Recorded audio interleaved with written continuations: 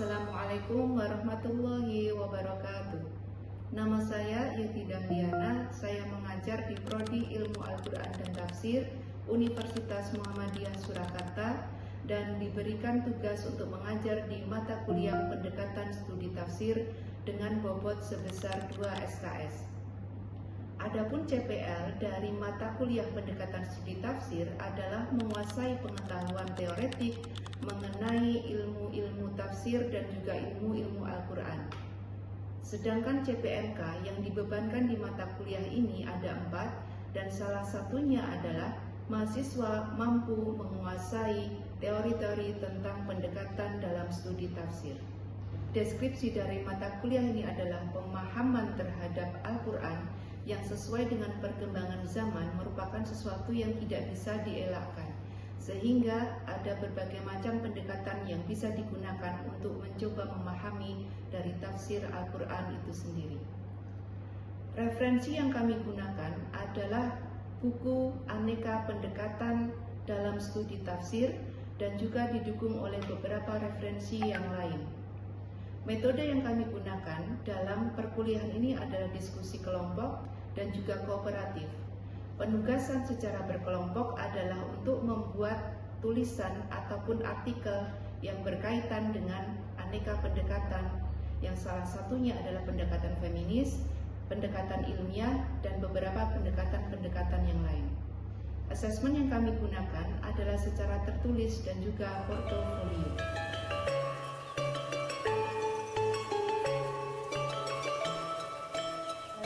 Assalamualaikum warahmatullahi wabarakatuh. Waalaikumsalam warahmatullahi wabarakatuh. Hamdan wa syukranillah, sholatan wa salaman ala rasulillah, amma ba'du. Alhamdulillah teman-teman, hari ini kita masih diberikan kesempatan oleh Allah untuk kembali bertemu di mata kuliah pendekatan studi tafsir. Dan sebelumnya mari senantiasa kita panjatkan puji syukur dan juga jangan lupa kita senantiasa bersolawat kepada baginda Nabi Muhammad SAW. Teman-teman, sebelum kita mulai perkuliahan pada siang hari ini, mari kita awali perkuliahan dengan basmalah. Bismillahirrahmanirrahim. Baik teman-teman semuanya, pada pertemuan kali ini kita akan masuk ke CPMK yang keempat, yakni mengenai pendekatan ilmiah. Kita masuk dulu mengulas sekilas. Kita mengingat di pertemuan yang kemarin kita sudah membahas mengenai pendekatan teologis normatif. Seperti biasa, teman-teman silahkan apa yang dimaksud dengan pendekatan teologis normatif. Amru, yang dimaksud dengan pendekatan teologis normatif itu cara memandang, khususnya cara memandang agama dengan bertolak dari ajaran-ajaran yang dianggap benar, seperti wahyu ataupun perintah. Oke, ada tambahan? Hilya? Di sana ya Bu, pendekatan teologis normatif ya memang memahami ajaran agama yang bertolak dari sumber-sumber utama seperti wahyu, yaitu Quran dan hadis gitu, serta menekankan pada aspek-aspek normatif yang dianggap benar-benar secara mutlak. Oke, jadi memang yang namanya teologis normatif, pendekatan teologis normatif itu adalah kita mencoba melihat dari sudut pandang agama itu sendiri, doktrin-doktrin yang ada di dalam agama itu sendiri. Kalau dalam tafsir khususnya pastinya akan berbicara mengenai doktrin yang ada dalam agama Islam. Ada yang menjadi sumber utama ajaran dalam agama Islam itu adalah Al-Quran dan hadis Rasulullah yang memang itu adalah sebagai sumber utamanya, di samping beberapa sumber-sumber yang lainnya seperti ijma maupun qiyas. Nah, dari sini kita bisa melihat bahwasanya yang namanya pendekatan dalam teologis normatif itu adalah memang melihat kebenaran itu berasal dari sudut pandang wahyu, sudut pandang agama itu sendiri. Nah, ini mengenai teologis normatif, dan hari ini kita akan membahas mengenai pendekatan ilmiah. Teman-teman ada yang tahu nggak apa yang dimaksud dengan pendekatan ilmiah? Dari dua kata ini, pendekatan dan ilmiah. Pendekatan ilmu sains. Apa itu ilmu sains? Ilmu pengetahuan. Yang dalam hal ini kita merujuk kepada natural science. Karena yang namanya sains itu terbagi menjadi dua ya secara garis besar.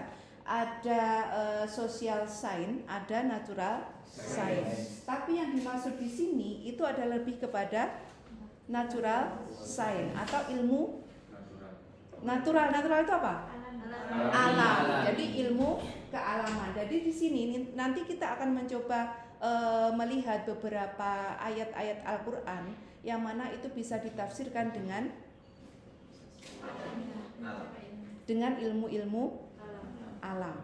Kalau dalam paradigma tafsir itu maksud dengan paradigma tafsir ilmi.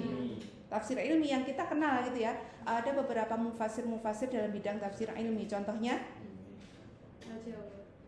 kitab Al-Jawahir gitu ya, yang dikarang oleh Tantowi Jauhari. Itu adalah salah satu bentuk dari tafsir ilmi. Nah, kita akan melihat di sini ya, bahwasanya kalau dalam perkembangan di era kontemporer tentu perkembangan ilmu pengetahuan dan juga teknologi itu akan turut mempengaruhi. Kalau di era-era Rasul, di era-era awal itu kan memang tidak ada ya penafsiran yang terkait dengan hal tersebut. Kenapa? Di era Rasul, di era sahabat itu tidak ada. Ya, karena memang saat itu belum membutuhkan akan hal ini. Tetapi di era kontemporer saat ini sudah barang tentu dengan berbagai kemajuan teknologi dan juga ilmu pengetahuan itu menjadi sesuatu yang cukup dibutuhkan untuk bisa memahami ujaran-ujaran yang ada di dalam kitab suci, terlebih lagi di dalam Al-Quran. Oke, sebelum saya lanjutkan, ada teman-teman yang mau menyampaikan sesuatu, saya persilahkan. Tidak ada? Oke, kita lanjut ya. Bahwasanya di sini yang namanya tafsir ilmi yang kita bicarakan ini tadi adalah paradigma untuk menggali informasi-informasi yang ada di dalam Al-Quran. Itu bicara mengenai isyarat. Isyarat apa? Yang terkait dengan ilmi. Isyarat ilmiah. Isyarat ilmiah. Karena lebih dari 800 ayat yang ada di dalam Al-Quran itu berbicara mengenai isyarat ilmiah. Memang secara spesifik Al-Quran itu tidak bicara mengenai hal tersebut. Kenapa? Karena Al-Quran bukanlah kitab atau buku ilmiah, bukan buku sains. Al-Quran tidak berbicara mengenai metodologinya, mengenai detail-detailnya, tidak. Al-Quran yang memberikan benih-benihnya saja supaya manusia itu bisa berpikir, mentadaburi, berusaha untuk bisa memahami gitu. Nah, makanya di sini ada yang namanya pendekatan dengan tafsir ilmiah yang kita mencoba memperlihatkan atau mencoba untuk membuka wacana gitu ya mengenai firman-firman Allah, ujaran-ujaran Tuhan yang mana itu sifatnya adalah terkait dengan isyarat ilmiah. Nah, kenapa itu menjadi sesuatu yang penting? Kita bicara mengenai masalah ini tadi dengan pendekatan ilmiah. Kenapa menjadi sesuatu yang penting? Tadi di awal saya sudah menyampaikan bahwasanya dengan berbagai kemajuan ilmu pengetahuan dan juga teknologi, maka ini menjadi sesuatu yang dibutuhkan. Ada beberapa contoh-contoh yang bisa kita lihat gitu ya. Yang ada di dalam Al-Quran, saya akan mengambil satu contoh yang mana bisa dipahami dengan detail ketika teman-teman itu nanti menghubungkan dengan teori-teori ilmiah. Terutama kalau ini bicara di surat Al-Mu'minun ayat berapa ini? 12 sampai 14. Di surat Al-Mu'minun ayat 12 sampai dengan 14 itu Allah sudah membicarakan mengenai proses penciptaan manusia, mulai dari saripati tanah sampai dengan makhluk akhir menjadi makhluk yang berbentuk lain, berbeda dari awal penciptaannya. Yang awalnya itu adalah saripati tanah. Nah, kalau misalnya kira-kira teman-teman, kalau kita mengartikan sulalati mintin itu adalah saripati tanah, tanpa kemudian kita mencoba menggali informasi ini dari sisi ilmiah, teman-teman bisa nggak memahami teks ini? Tidak. Sulalati mintin. Maksudnya saripati tanah itu seperti apa? Apakah teman-teman semuanya itu diciptakan dari tanah yang kemudian disaring, diublek-ublek, kemudian menjadi sesuatu yang sekarang ini manusia yang begitu sempurna dalam penciptaan. Nah, kita bisa melihat ini ketika kita menghubungkan dengan teori-teori yang ada di dalam ilmu sains. Bukan bermakna kemudian ini ya, memang di kalangan ulama sendiri itu kan ada perbedaan pendapat mengenai masalah tafsir ilmi. Di satu sisi ada ulama-ulama yang tidak menyetujui dengan adanya tafsir ilmi, tapi di sisi yang lain banyak juga ulama-ulama yang mengatakan bahwasanya tafsir ilmi itu menjadi satu kebutuhan yang tidak bisa dielakkan. Terlepas dari itu kontroversi ini tadi, kita akan mencoba untuk melihat dengan beberapa bantuan ilmu sains untuk mencoba menjelaskan apa yang dimaksud dari ayat-ayat tersebut. Nah, kita mencoba melihat gitu ya. Kalau dari sulalati mintin, kira-kira yang terbersit di dalam benak teman-teman semuanya itu apa? Dari tanah liat, tanah kapur. Terus apa nih? Ada tanah apa lagi? Tanah liat, tanah humus. Manusia diciptakan dari dari tanah liat misalnya ya, kita mengambil dari situ saja. Coba bagaimana caranya teman-teman kemudian menjelaskan kalau manusia itu diciptakan dari tanah apa tadi? Tanah liat. Adalah sesuatu yang tumbuh dari tanah berupa tumbuhan itu kan nantinya bakal dikonsumsi oleh manusia. Nah, dari situlah kemudian terbentuk yang namanya saripati tanah. Saripati tanah. Benar, arahnya sudah benar ke sana, tetapi kurang sedikit lagi. Saripati tanah yang sudah dimaksud di sini, yang menjadi pokok manusia itu apa? Nanti yang akan tumbuh menjadi manusia atau menjadi keturunan manusia itu apa? Ada satu sel di dalam tubuh manusia yang mana itu akan menjadi apa itu namanya, keturunan untuk diturunkan. Seluruh makanan yang kemudian dimakan manusia itu kan nanti akan diambil sari-sarinya. Yang dari sari-sari itu nanti akan diambil inti sari lagi, yang mana inti sari itu akan menjadi satu sel, yang mana satu sel itu akan menjadi asal muasal seluruh manusia. Sel apa yang dimaksud? Sel telur. Itu kalau perempuan. Tetapi kalau laki-laki apakah ada sel telurnya? Tidak ada. Yang dimaksud berarti di situ adalah sel telur dan juga sel spermatozoid, yang mana itu adalah kedua sel ini tadi kalau dia tidak bercampur maka tidak akan pernah bisa menjadi makhluk hidup yang lain. Kalau dalam hal ini adalah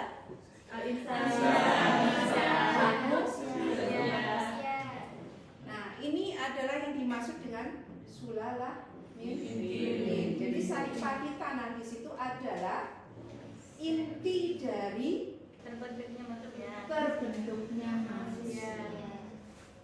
Jadi tanah yang kemudian kemudian menghasilkan segala sesuatu, mulai dari sayuran yang kemudian dimakan manusia, kemudian juga ada binatang yang lain yang juga memakan dari hasil yang dikeluarkan oleh tanah, muncul dari tanah yang kemudian dimakan oleh makhluk hidup yang lainnya. Makhluk hidup itu misalnya ayam gitu ya. Kemudian manusia memakan ayam tersebut. Dari apa yang dihasilkan itu tadi akan disarikan lagi oleh manusia, yang pada akhirnya nanti akan memunculkan satu sari yang paling sari, yaitu satu sel tadi, sel telur dan sperma. Oke. Jadi kalau kita tidak mencoba memakai bantuan dari ilmu pengetahuan itu, maka akan sulit untuk bisa memahami apa yang dimaksud dengan saripati. Kemudian di ayat yang selanjutnya, teman-teman, di sini disebutkan bahwa tsumma nutfatan fi qararin makin. Nutfah yang tersimpan, yang seperti apa, yang dimaksud dengan air mani itu yang seperti apa? Karena di dalam rahim itu tidak mungkin bisa disimpan. Mohon maaf ya, kalau misalnya sel telur itu tidak dibuai oleh sel sperma, tidak akan mungkin disimpan dalam rahim. Maka nutfah yang dimaksud di sini adalah zigot atau air mani yang sudah bercampur. Baru kemudian disimpan di dalam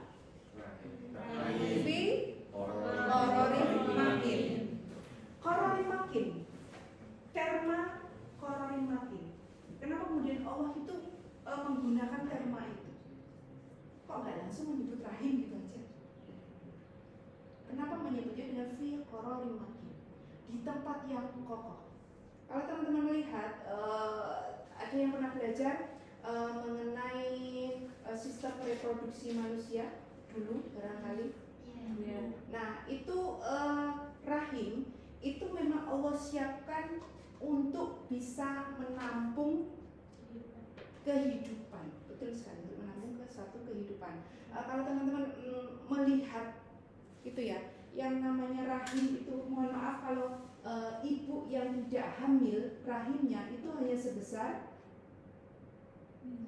telur ayam kampung, besarnya hanya sedemikian, kira-kira ya selingkaran ini. Nah ketika ada nutfah yang kemudian disimpan di dalam rahim itu, maka rahim itu adalah menjadi tempat yang paling kokoh untuk tumbuh dan berkembangnya janin. Kenapa dia menjadi tempat yang kokoh?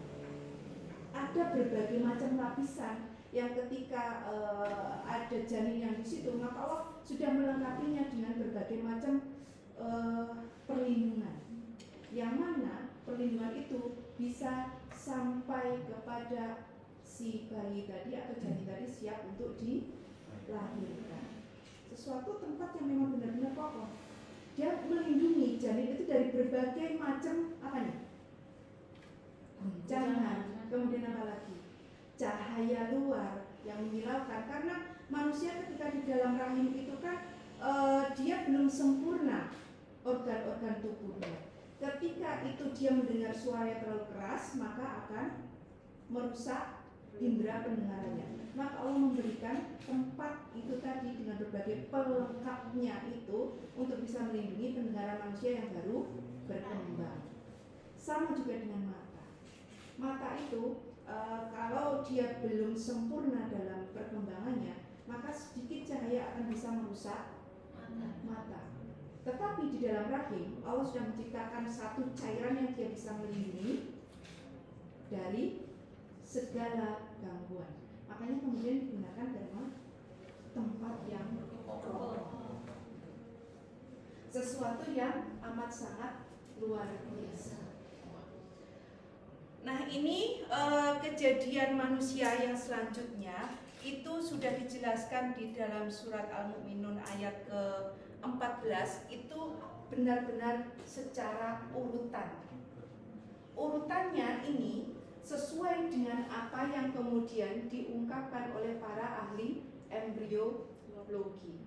Embriologi itu apa?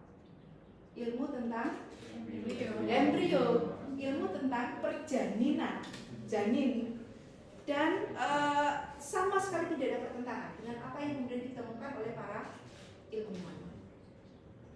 Ini menunjukkan menunjukkan bahwasanya, ada yang bisa mengambil kesimpulan? Menunjukkan bahwasanya Al-Quran memiliki i'jaz yang luar biasa. Dan ketika kita melihatnya ada i'jaz ilmiah. Tuh, ini ya sedikit penjelasan tentang ini. Dan ini tadi ada beberapa proses-proses yang barangkali teman-teman bisa melihat di sini. Ini fase-fase yang kita bicarakan tadi. Fertilization. Ini adalah sulala mimpirin. Ini sel spermatozoid dan ini adalah sel telur. Di mana sel telur itu hanya butuh satu sel sperma untuk bisa membuahi. Tapi kenapa kemudian Allah menciptakan berjuta-juta? Berlomba-lomba. Kenapa harus ada perlombaan? Karena ada 77 pertanyaan dari malaikat. Karena ini nanti akan ada banyak hal yang terkait dengan bagaimana kemampuan dia untuk bisa mencapai ini tadi.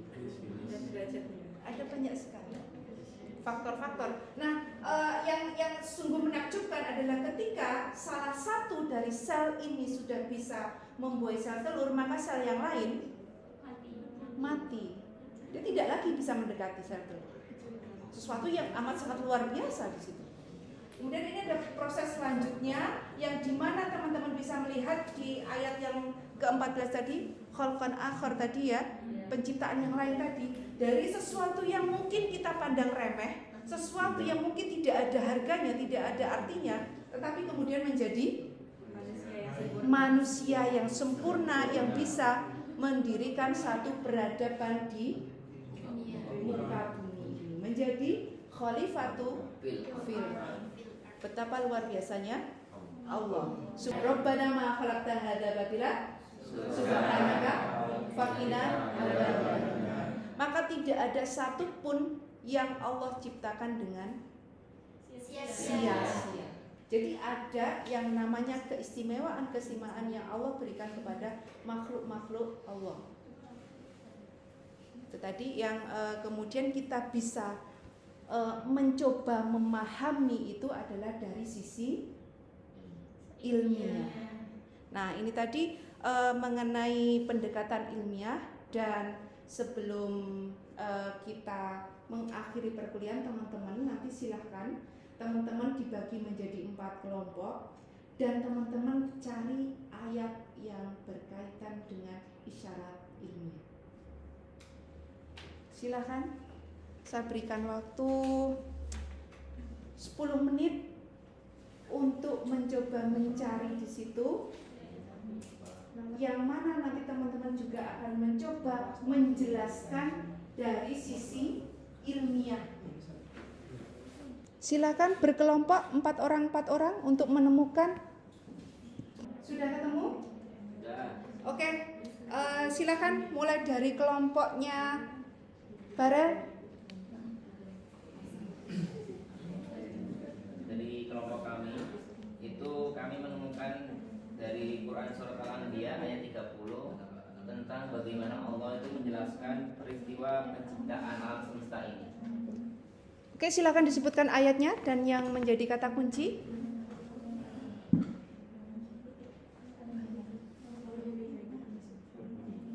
Ayatnya berbunyi, awalam yarol ladzina kafaru annas samawati wal ard kanata ratqan fafataqnahuma. Oke. Kalau kita melihat dari itu, ada kata kunci yang kemudian Allah pakai di surat Al-Anbiya ayat 30. Tadi seperti apa penjelasannya? Kalau di surat Al-Anbiya ini kita dari kelompoknya Mas Barel mengambil kata kunci Ratskon. Ratskon yang berarti ayat ini mengatakan bahwasanya awal mulanya itu bumi dan langit itu menjadi nyatu, satu kesatuan. Kemudian memisahkan dengan adanya jarak dan seterusnya. Oke, jadi kanata Rokon, awal mulanya langit dan bumi itu adalah bersatu padu. Jadi antara langit dan bumi itu segala sifatnya sama kalau ada yang namanya bersatu padu di situ.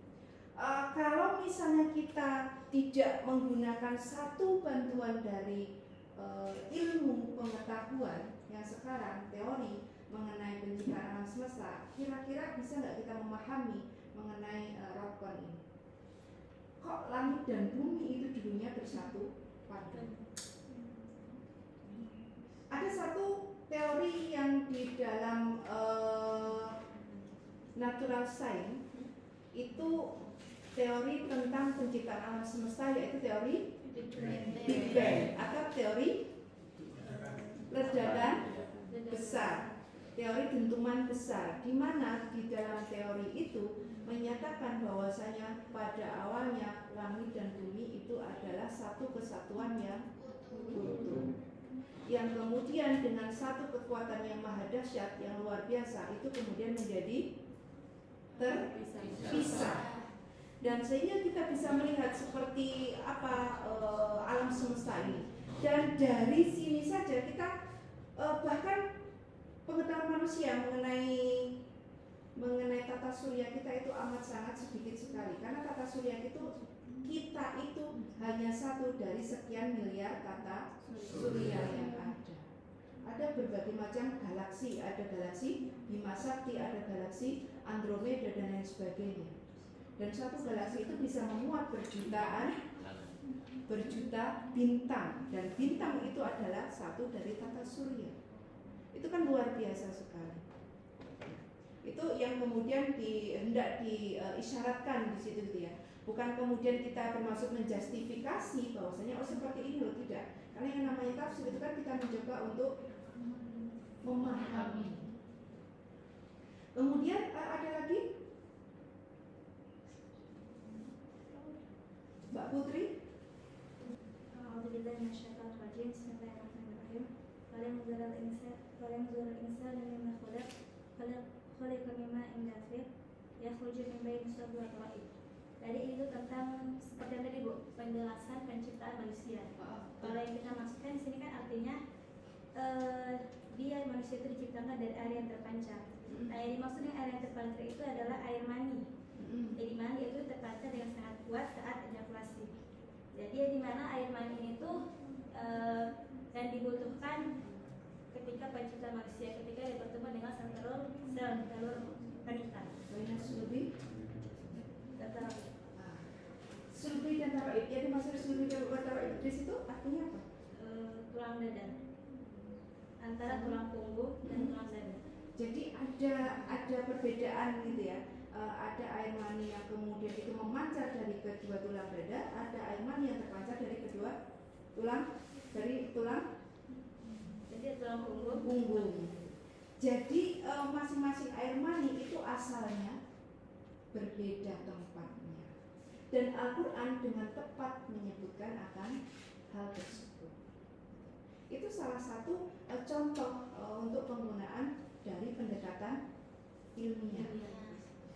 Oke, ada pertanyaan? Silakan. Jika tidak, maka teman-teman saya ingin teman-teman mencari satu ayat yang mana itu berkenaan dengan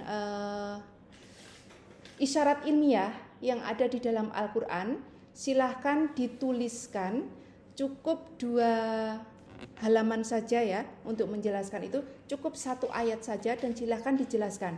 1 halaman, 2 halaman boleh, dan silahkan dikumpulkan di pekan depan.